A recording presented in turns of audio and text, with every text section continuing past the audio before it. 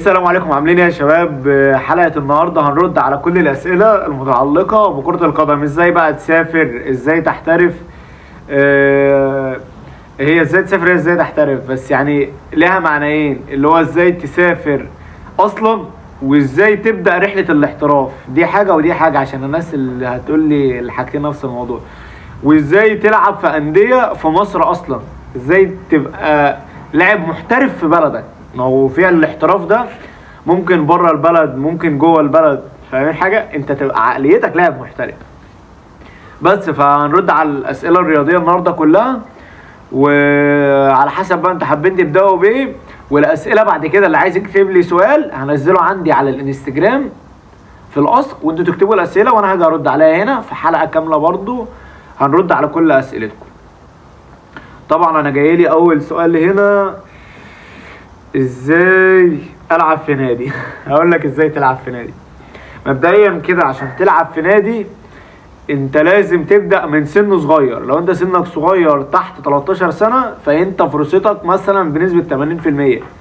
كل ما سنك بيكبر انت فرصتك بتقل خالص، بقى بتبقى يعني بتبدا بقى تنزل 80. مثلا بقيت 15 سنة فرصتك بتبقى 70، بقيت 16 سنة فرصتك مثلا 60، بقيت 17 سنة فرصتك بقت 40%، بقيت 18 سنة فرصتك بقت 30%. بس ده مش معناه ان انت فرصتك بقت صفر، لا. حسام باولو، طبعا للناس اخواتنا العرب اللي ما يعرفوش الدوري المصري او الناس اللي بتتفرج على كورة، حسام باولو ده لاعب مصري بدأ كورة وعنده 28 سنة.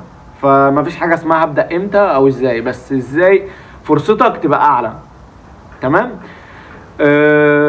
ده كده اول نقطه في ازاي ابقى لعيب كوره. النقطه الثانيه بقى النوم بدري والصحيان بدري. يعني ده عندك تمرين مثلا بكره، يبقى انت نايم بدري، محضر لها بقالك اسبوع ان انت هتنام بدري. عندك ماتش هتنام بدري. طبعا دي اسمها نقطة الالتزام، ان انت تبقى لاعب ملتزم. دي طبعا هتساعدك جدا. ولو انت اصلا لسه في بدايتك حتى متعرفش تلعب كورة، فالنقطة دي هتساعد عقلك ان هو يلتزم في كل حاجة. ومع الالتزام النجاح. يعني انت دلوقتي مهتم بالتمارين وبتفاصيل التمارين وبتحضر التمارين من بدري وكده، طبعا هتتطور وشخصيتك هتتطور. ايه تاني؟ لا، هو غالبا في حاجات كتير قوي في ازاي ابقى لعيب كوره. طبعا احنا ممكن دي نعمل لها حلقه لوحدها عشان نرد على سؤال تاني. اسئله تانية، نشوف سؤال تاني. طبعا وهرد برضه على الكومنتات بتاعتكم اللي على اليوتيوب كلها، الاسئله بتاعتكم. واحد هنا بيقول لي الاكاديميات كويسه ولا لا؟ يعني انا عايز تبقى لعيب كوره. بص، الاكاديميات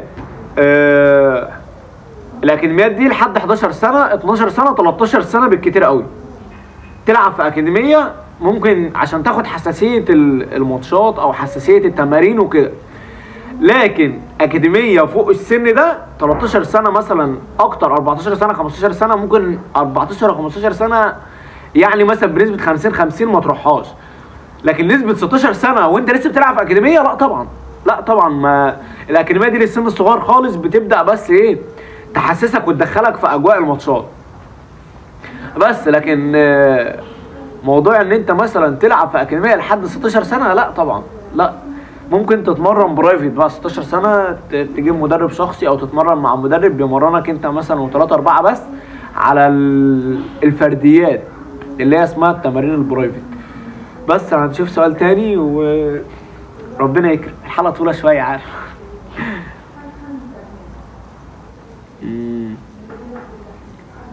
هنرد على سؤال ازاي تطلع تحترف بره.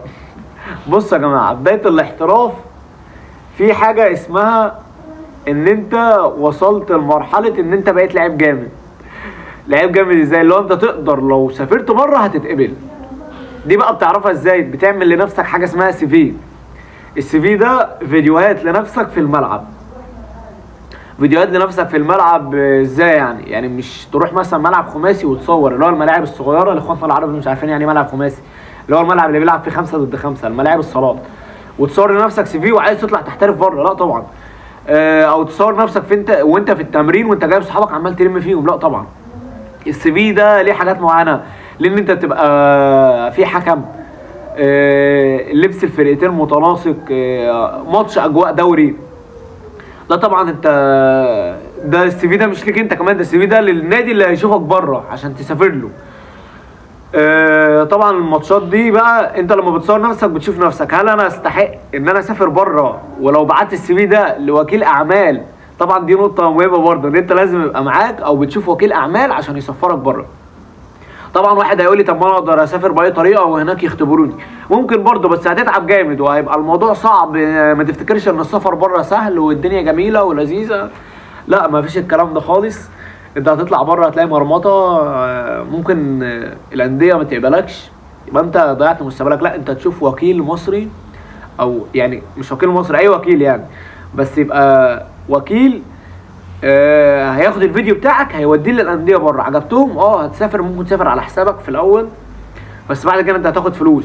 بس ان انت تدفع فلوس للوكيل لا طبعا. الوكيل لو واثق في لعبك وواثق في الفيديو بتاعك وشافك قبل كده هيسفرك بره على حسابه وياخد نسبه 50% من العقد. يعني دي حاجه تقريبا، دي حاجه جامده قوي. تمام، بس ده اللي ما فيهوش نصب. في نصب بقى في موضوع الوكلاء بقى والكلام ده كله، في نصب كتير قوي طبعا. بس ده كان بخصوص الجزء من الاحتراف. انتوا برضو اسالوني اسئله عايزين تعرفوا ايه، وانا طبعا تحت امركم واجاوب على كل حاجه. نشوف سؤال تاني.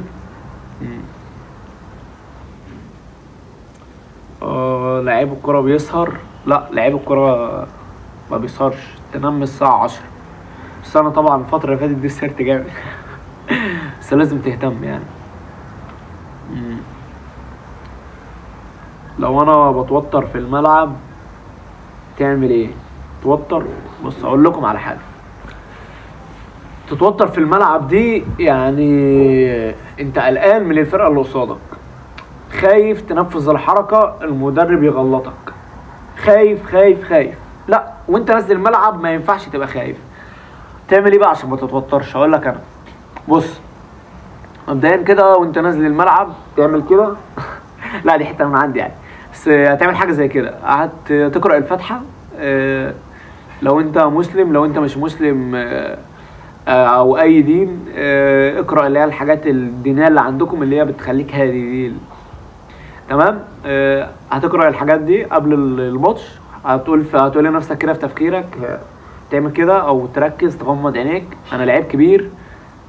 وانت رايح الماتش هتدخل نفسك في اجواء الماتش، هتجيب مثلا فيديوهات للعيب كبير وتتفرج عليها، مثلا زي نيمار، زي كذا زي كذا زي كذا. تتفرج على الفيديوهات دي وانت داخل. اول كورتين هتلمسهم في الملعب هتبصيهم، حاول على قد ما تقدر ان انت تبصيهم بشكل صح بنسبه 100%. ده هيطمنك ويدخلك في اجواء الماتش. يعني مش اول كره تجيلك عايز تلم، لا، اول كورتين كده بصيهم، تاني كوره حاول تلم واحد، اللي بعدها مثلا تعمل عرضيه تغير ملعب. دي اساسيات ان انت تضيع التوتر في الملعب وما تبقاش خايف. وطبعا بص، هو ده طبيعي ان انت تبقى قلقان اصلا قبل اي ماتش، بس ان انت تخرج نفسك من اجواء التوتر دي ده موضوع صعب جدا، فيا ريت تتعلموها، والموضوع ده بسيط يعني. الناس بقى اللي هي مثلا بتنسى المهارات اول ما تنزل الملعب، ده طبعا هعمل لكم فيديو كامل، الفيديو اللي جاي لو حابين هشرحه لكم كامل. وما تنسوش بقى تشتركوا في قناتي، طبعا زي ما انتم شايفين الحلقه هشرح لكم حاجات كتير قوي الفتره اللي جايه، فاتمنى تشترك في القناه وما تبخلش. يعني لو خليت صحابك كلهم، يعني زي ما انت اتعلمت المعلومه خلي صحابك يتعلموها. لو في منشن هنا في اليوتيوب يعني منشن لصاحبك، او ابعت لينك الفيديو يعملوا نسخ الرابط وابعته لاصحابك كلهم اللي بيلعبوا كوره، وتبقى انت كده فدتني وفدت نفسك وفدت اصحابك. واهم حاجه عشان تبقى لعيب كوره، حب الخير لغيرك، الخير هيجي لك لحد عندك. وحلقه النهارده خلصت، واستنونا في حلقه جايه تانيه.